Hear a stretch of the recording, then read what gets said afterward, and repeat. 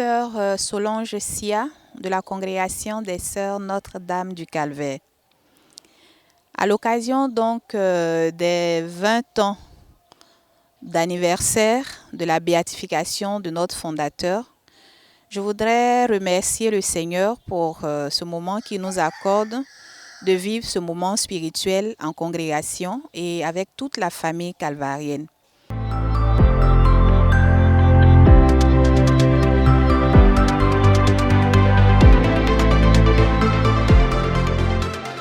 Être béatifié, c'est donc être reconnu par l'Église, notamment par un décret pontifical, où la personne est reconnue comme un modèle de foi. Ce fut donc le cas de notre fondateur, le Père Pierre Bonhomme, en mars 2003 à Rome.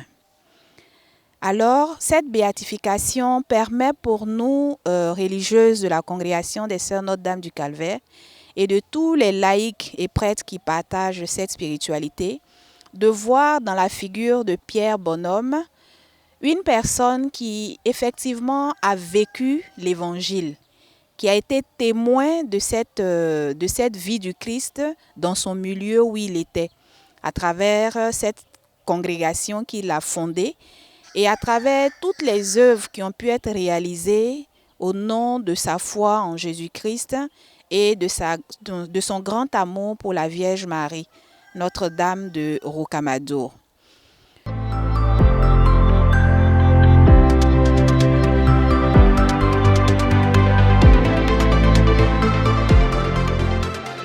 Être béatifié, c'est tendre vers la canonisation.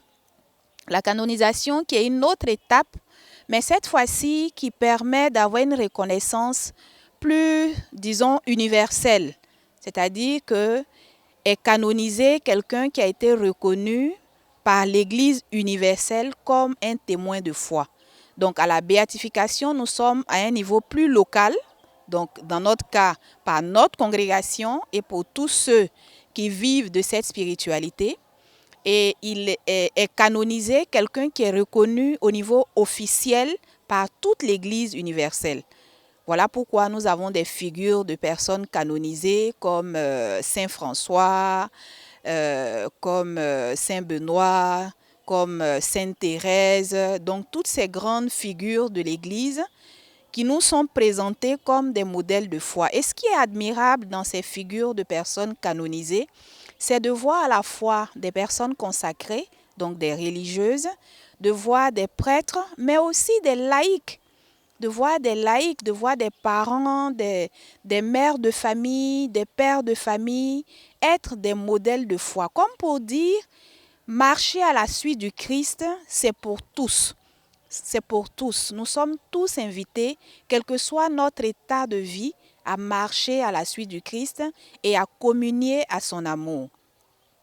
Pour ce qui concerne notre fondateur, le Père Pierre Bonhomme, c'est vrai que pour l'instant, il n'est pas encore canonisé, c'est-à-dire nous célébrons les 20 ans de sa béatification. Mais pour nous, je dirais c'est un saint. Un saint au sens où il nous donne, de par sa vie, le témoignage de la foi, le témoignage de l'amour. Et nous disons souvent dans notre slogan, le cœur se gagne par le cœur. Le Père Bonhomme est cette figure-là qui nous a montré que effectivement, à travers sa spiritualité, c'est aller au cœur. Parce que on ne peut gagner le cœur que par le cœur. On ne gagne le cœur du Christ que parce qu'on y a mis vraiment notre cœur. Et le Christ aussi gagne notre cœur. Voilà pourquoi nous pouvons aussi gagner le cœur des autres. Là se trouve le trésor, là se trouve notre plus grande intimité et c'est là où nous sommes tous invités en tant que chrétiennes et chrétiens. Alors, je vous encourage à vivre de cette spiritualité calvarienne qui nous permet effectivement d'aller à la source, c'est-à-dire à l'amour du Dieu miséricordieux. Merci.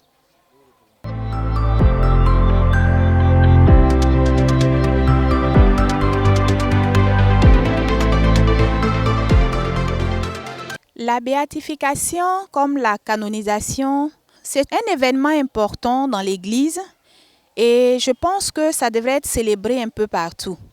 Si vous prenez le cas de l'Afrique, par exemple, nous avons des figures de personnes béatifiées, de personnes canonisées, mais il y en a très peu.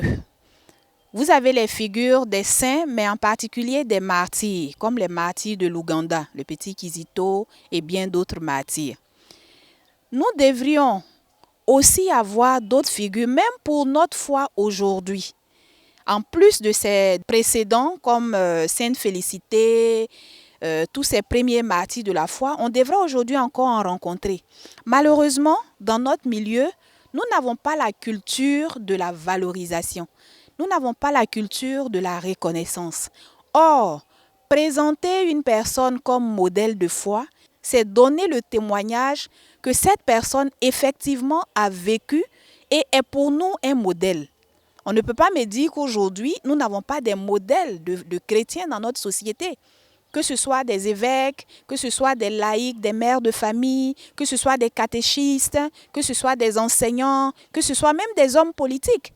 Nous avons certainement des modèles de foi et des personnes qui, quel que soit leur milieu de vie, ont témoigné de leur foi en Jésus-Christ. Ces personnes-là, à mon sens, nous en avons dans nos pays.